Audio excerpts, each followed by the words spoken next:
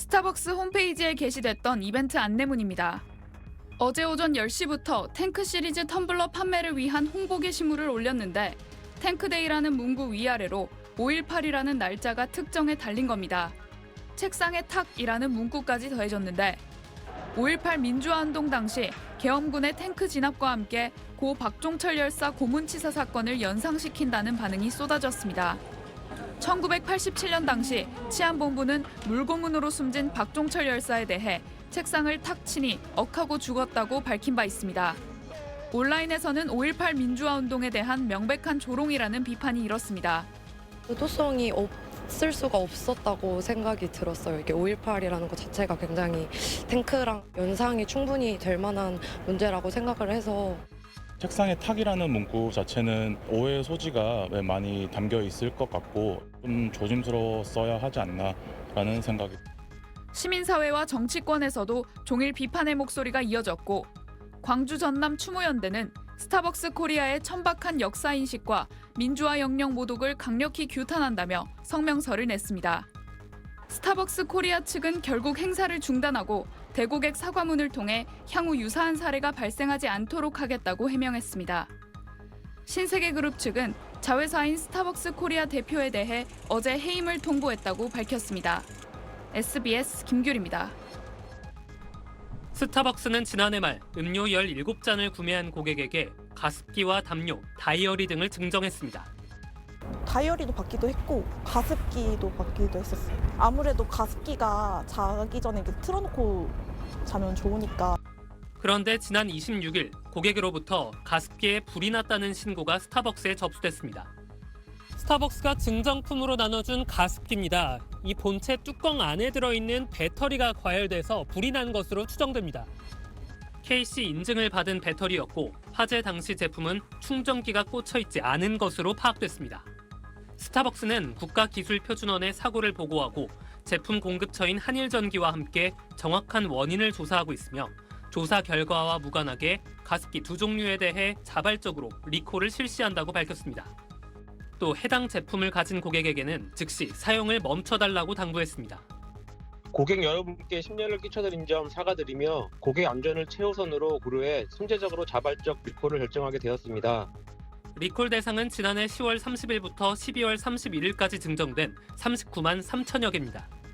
반납하면 3만 원짜리 스타벅스 모바일 카드가 지급되는데 전량 회수될 경우 전체 환급 규모는 118억 원에 달합니다.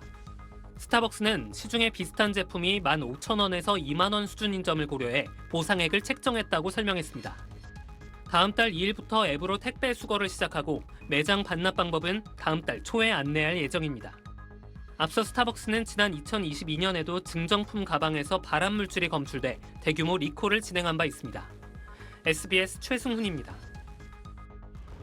일회용 플라스틱 컵 대신 텀블러를 사용하는 사람들을 이제 흔히 볼 수 있습니다. 할인받으려고 환경도 보호된다고 해서 친환경 아이템으로 각인됐지만 처치 곤란이 되는 경우도 적지 않습니다. 한 놀고 있는 텀블러가 한 5개는 되는 것 같아요. 그중에 한 2개 정도만 쓰는 것 같아요. 성인 남녀 1000여 명을 대상으로 한 설문조사에서 76.7%가 텀블러를 가지고 있었고 이 가운데 80% 넘는 사람들이 2개 이상이라고 응답했습니다. 4개 이상 가진 사람도 30% 가까이 됐습니다. 그런데 1개의 텀블러만 사용한다는 사람들이 40%로 가장 많았습니다. 불필요한 텀블러가 많아진 데는 업체의 상술도 한몫하고 있습니다. 매월 새로운 디자인이나 희소성을 강조한 한정판 출시가 많은 스타벅스가 최근 3년간 판매한 텀블러만 587종, 940만 개에 달하는 걸로 나타났습니다. 이틀에 하나꼴로 새로운 텀블러를 내놓은 셈인데 이 기간 텀블러 매출만 2,580억 원에 달합니다. 스타벅스의 텀블러 제작 과정에서 배출된 온실가스를 환산해보니 자동차 3,400대가 1년간 운행할 때 내뿜는 온실가스 양과 맞먹는다는 분석도 나왔습니다. 친환경 기업임을 강조하는 마케팅을 펼쳐온 스타벅스는 텀블러 제작에 따른 온실가스 배출량 데이터도 갖고 있지 않았습니다. 스타벅스가 지금처럼 마케팅에만 치중한다면 저는 계속 그린워싱 활동한다라고 비판할 수밖에 없을 것 같아요.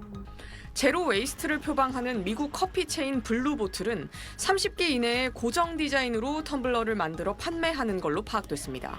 SBS 이현영입니다. 스타벅스 사은품인 서머 캐리백입니다. 지난 5월부터 음료수 17잔을 마신 고객들에게 선착순으로 나눠줘 왔는데 이 가방에서 발암물질인 폼알데하이드가 검출됐습니다. 가방 외피에서는 평균 킬로그램당 459mg, 내피에서는 244mg이 측정됐습니다. 폼알데하이드는 자극적인 냄새와 독성을 갖고 있는 1급 발암물질입니다.